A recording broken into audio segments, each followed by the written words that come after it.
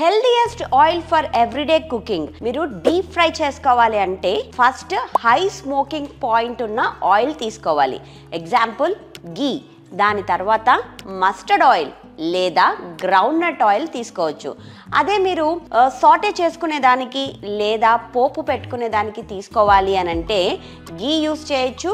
Cold pressed sesame oil కానీ cold pressed groundnut oil కానీ use చేయొచ్చు. దీంట్లో హై యాంటీ ఆక్సిడెంట్స్ ఉంటాయి.